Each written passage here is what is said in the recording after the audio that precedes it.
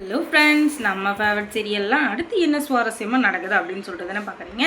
நம்ம தீபக் இருக்கார் இல்லையா, தீபனும் அவர் தான் நம்ம மல்லியோட கேஸில் வந்து ரொம்ப டீப்பாக வந்து அந்த கேஸை எடுத்து நடத்திட்டு இருந்தார். அவருக்கு ஒரு அழகான ஒரு துப்பு கிடைச்சிது. அது என்ன அப்படின்னு சொல்லிட்டு பார்த்தீங்கன்னா, இந்த ராஜேஸ்வரி அந்த ரகு மொத்த பேரும் சேர்ந்துக்கிட்டு இந்த தீபிகா இருக்காங்க இல்லையா, அவங்கள கைக்குள்ளே போட்டுக்கிட்டு மொத்த பேருமா சேர்ந்து தான் அந்த சுடரை கொலை பண்ணியிருக்காங்க.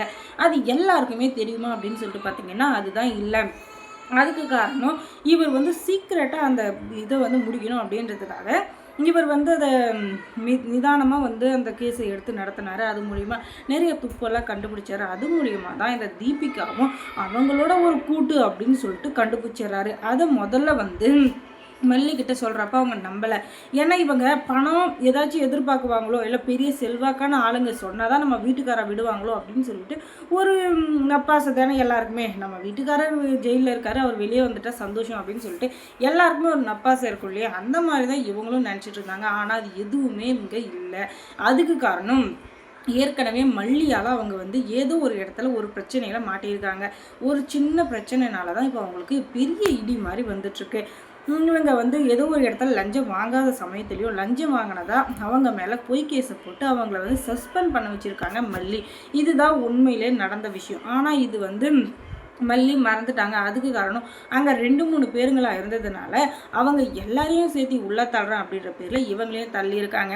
ஆனால் உண்மையிலே தீபிகா ரொம்ப நல்லவங்க தான். ஆனால் இந்த அளவுக்கு அவங்க அசிங்கப்பட்டதுக்கான காரணம் யார்? மல்லி. அதனால தான் அந்த மல்லியை பழி வாங்கணும் அப்படின்னு சொல்லிட்டு இவங்க துடியாக துடிச்சிட்டு இருந்தாங்க. இப்போ அதுக்கான ஒரு வாய்ப்பு கிடைச்சதும் அதை நம்ம மிஸ் பண்ணிடவே கூடாது அப்படின்னு சொல்லிட்டு தான் இப்படி ஒரு சீக்ரெட் பிளான் அவங்க பண்ணாங்க. அதில் வந்து வசமாக பொறி வச்சு சிக்கினா கூட இந்த அளவுக்கு வசமாக சிக்க மாட்டா, செம்மையாக சிக்கிட்டா. இவளை வந்து வச்சு செய்யணும் அப்படின்னு சொல்லிட்டு தான் இந்த தீபிகா இப்படி ஒரு பிளானை போட்டு எந்த பக்கம் எந்த கேஸை கொண்டு வந்தாலும், எந்த பக்கம் அவங்களுக்கு டேர்னிங் பாயிண்ட் வந்தாலும் அதை திருப்பி விட்டுடுறாங்க.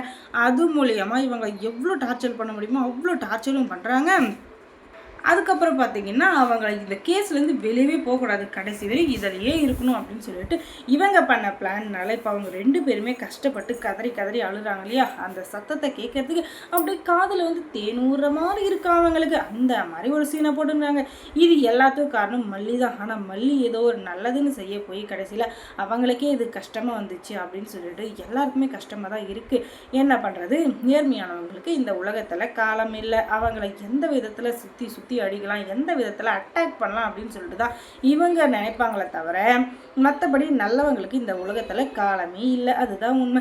என்னதான் நம்ம ஓடி ஓடி உழைச்சாலும் ஓடா தேஞ்சாலும் நம்மள முடிஞ்ச நல்லதை மற்றவங்களுக்கு செஞ்சாலும் அந்த நல்லது யார் கண்ணுக்கும் தெரியாது.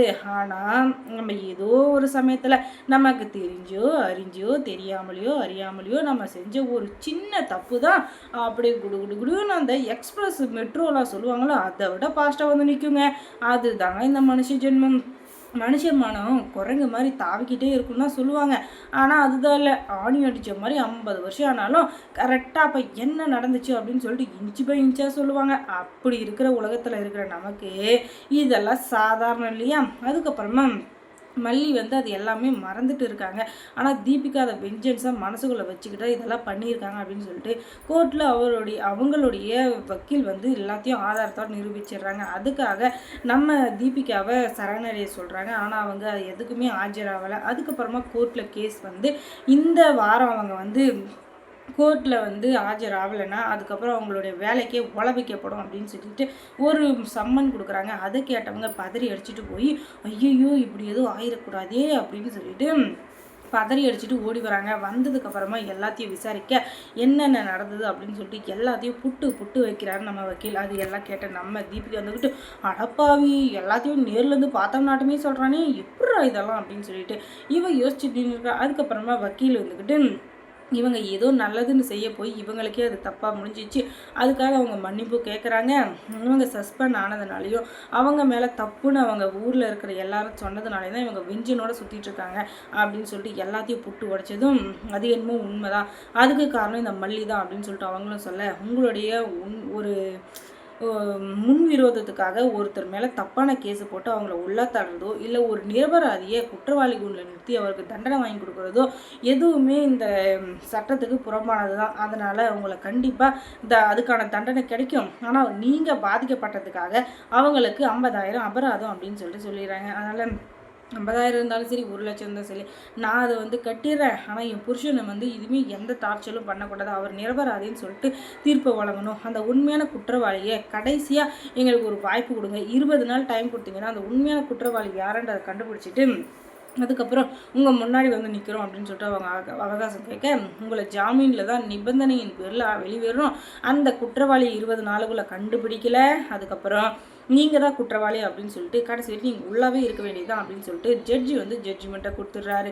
அதுக்கப்புறம் என்ன, ஐயோ இத்தனை நாளாக நம்ம தப்பாக புரிஞ்சுட்டு இருந்தோமோ அப்படின்னு சொல்லிட்டு நினச்சிக்கிட்டு நம்ம தீபிகாவும் குற்ற உணர்ச்சியில் கூனி குறுகி நின்றுட்டுருக்காங்க. அதுக்கப்புறம் அவங்களும் நம்ம மல்லிக்கும் சரி விஜய்க்கும் சரி கூடவே ஹெல்ப் பண்ணுறாங்க. யார் இதில் குற்றவாளின்றதை கண்டுபிடிக்கணும் அப்படின்றதுக்காக அவங்க 2 பேரும் சேர்ந்து கூட்டணியில் அந்த குற்றவாளியை கண்டுபிடிச்சாங்களா பிடிக்கலையா அப்படின்றத தெரிஞ்சுக்கணுன்னா நம்ம சேனலை சப்ஸ்கிரைப் பண்ணுங்கள். தேங்க்ஸ் ஃபார் வாட்சிங்.